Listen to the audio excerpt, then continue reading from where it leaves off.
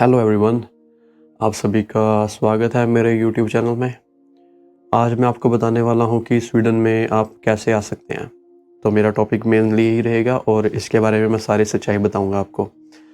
तो स्वीडन में आना जो है वो मुश्किल नहीं है, आसान है। और स्वीडन वैसे यूरोप की सबसे बड़ी कंट्री है, तो यहाँ के रूल्स थोड़े टफ हैं बट कोई हार्ड नहीं है। अगर आप पूरी लीगल रिक्वायरमेंट्स उनकी पूरी करोगे तो वो 100% है, वो आपको वीज़ा दे देंगे। तो पहले तो मैं बताने वाला हूँ कि मैं किसी एजेंट की तरह नहीं बोलने वाला, ना मेरे को किसी से पैसे चाहिए, ना मैं कोई ऐसे काम करता हूँ। तो मैं आपको बताने वाला हूँ जो एक है क्लियर कट इन्फॉर्मेशन, जो कि सच्चाई के ऊपर बेस है, बिकॉज मैं यहीं पे रहता हूँ और मेरे को सारी नॉलेज है यहाँ के बारे में। तो ये जो मेरी राय है, मैं अपनी पर्सनल राय बताने वाला हूँ। बाकी जिसको विश्वास करना है करे, नहीं करना ना करे, इससे फ़र्क नहीं पड़ेगा मेरे को। तो सबसे पहले तो एजेंट की बातों में ना आया करें आप कभी भी, बिकॉज एजेंट जो है उन्होंने पैसे कमाने हैं आपसे और वो आपको कुछ भी बोल सकते हैं। ठीक है, तो सबसे बड़ी बात है स्वीडन में, अगर आपने आना है, कोई स्टडी करनी है, तो आप आओ अपने बेस पे। आप खुद अप्लाई कर सकते हो, खुद चेक कर सकते हो ऑनलाइन। मैं आपको अगर इन फ्यूचर वीडियोस में अगर आपको चाहिए होगा तो कमेंट कर देना, मैं आपको खुद बता दूंगा कैसे अप्लाई करते हैं। सो सबसे पहले हम बात करते हैं स्टडी वीज़ा के ऊपर। स्टडी वीज़ा जो यहाँ पे आपको मिलता है वो मिलता है आपको नियरली 1 साल से 2 साल का। पहले कम भी मिल जाता था बट अब जो है वो एटलीस्ट 1 साल का है ऊपर, मतलब 13 मंथ्स है, और 2 साल का भी मिल जाता है। तो स्टडी वीज़ा आप किसी भी यूनिवर्सिटी में यहाँ पे अप्लाई कर लो।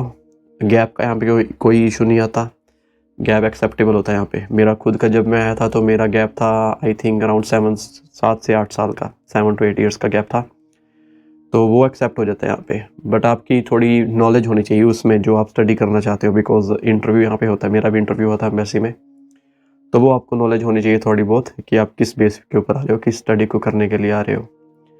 देन स्टडी वीज़ा जो है वो अगर फुल फ्लेज डिटेल चाहिए तो वो मैं दे दूंगा। वैसे बेसिक ये होता है कि आप अप्लाई करोगे यहाँ की यूनिवर्सिटी में, वो एडमिशन देगी, वो एडमिशन के ऊपर बेस के ऊपर आप अप्लाई करोगे वीज़ा के लिए, स्टूडेंट रेजिडेंट परमिट के लिए, और वो आपको मिल जाएगा। अब वो डिटेल में आपको चाहिए होगी वीडियो तो कमेंट कर देना, मैं आपको स्पेशली स्टूडेंट वीज़ा के ऊपर बता दूंगा। A to Z information, websites, कैसे करना अप्लाई, क्या लिखना है क्या नहीं लिखना, वो A to Z में आपको दे दूंगा। दूसरा होता है कि यहाँ पे वर्क परमिट। वर्क परमिट के यहाँ पे होते हैं बेसिकली 2 तरीके। एक तो होता है कि सबसे पहले हम यहाँ पे, जैसे काफ़ी इंडियन है, उनके रेस्टोरेंट्स हैं, वो जॉब्स काफ़ी देते हैं, ठीक है ना, उनके बेस के ऊपर आप अप्लाई कर सकते हो। वो नॉर्मली आपको पता ही है, वो इंडिया में यही स्कीम चलती है कि एक मेरा रेस्टोरेंट है, फॉर एग्जांपल एक मेरा रेस्टोरेंट है और मैं पैसे कमाना चाहता हूँ, मैं कहता हूँ भी 10 लाख रुपए लूँगा, मैं आपको वर्क परमिट दे दूँगा। तो मैं 10 लाख रुपए लेके उस एक पर्सन को वर्क परमिट इंडिया में दे देता हूँ, वो यहाँ पर आ जाता है, 1 साल उससे काम करवाया, यहाँ आगे रखा भी, और मेरे को 10 लाख भी आ गए, और मैंने उसकी जो सैलरी देनी है वो एक उसी 10 लाख में से दे देनी है, और मेरा काम भी हो रहा है। तो बेसिकली ये सबसे ईजी तरीका होता है यहाँ पे। बट अदरवाइज़ अगर आप स्वीडिश कंपनी में आना चाहते हो तो उसके लिए आपको एक स्पेशल टैलेंट होना चाहिए, आपके अंदर एक हुनर होना चाहिए, तब आपको वो जॉब मिलेगी यहाँ पे।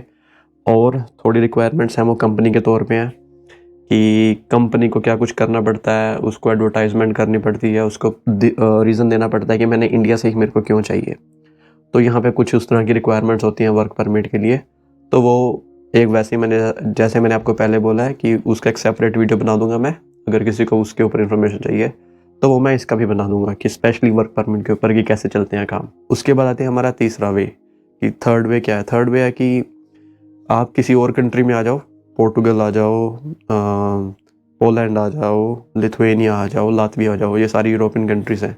इनमें वीज़ा बहुत ईजिली मिल जाता है, ये सस्ती कंट्रीज़ हैं, पैसे भी नहीं लगते, ईजिली वीज़ा मिल जाता है। तो आप इन कंट्रीज़ में आओ, आपको एक बार यूरोप का जो है वो वीज़ा मिल जाएगा, तो उसके बाद आप ट्रैवल करके स्वीडन आ सकते हो, यहाँ पर आके जॉब ढूंढ लो और वीज़ा जो है आपका वैलिड हो जाएगा, यहाँ पे कन्वर्ट करवा लो वर्क परमिट के ऊपर आगे। अब इसके ऊपर डिटेल चाहिए, सेपरेट वीडियो आ जाएगी। देन हमारे पास आता है कि यहाँ पे हम परमानेंट कैसे होंगे, यहाँ का पासपोर्ट कैसे लेंगे। तो वो है यहाँ पे स्टूडेंट परमिट के ऊपर एटलीस्ट आपको जो है जॉब सर्च वीज़ा मिलता है, उसके ऊपर आपको परमानेंट नहीं मिलेगा।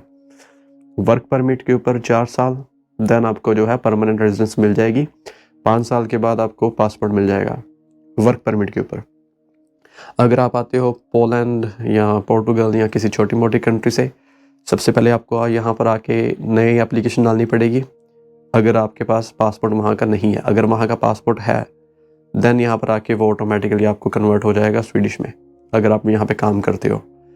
उसके बाद आती है हमारी कि स्वीडन के अंदर कैसे, अगर मान लो आप पोर्टुगल से आते हो स्टडी पे या जैसे भी, यहाँ पर एक जॉब ढूंढो, अप्लाई कर दो, वर्क परमिट मिल जाएगा, सेम वही प्रोसीजर 5 साल और हो गया।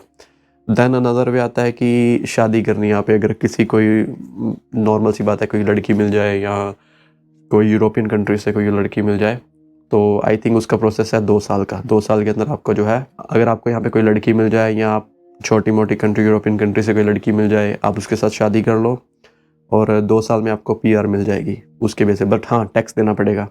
स्वीडन में जो है टैक्स बहुत ज़्यादा है, वो है नियरली 30% एटलीस्ट है हर जगह पे टैक्स, तो वो ज़रूर पे करना पड़ता है, चाहे वो वर्क है, स्टडी पे नहीं, बिकॉज स्टडी पे हमको पे करना पड़ता है।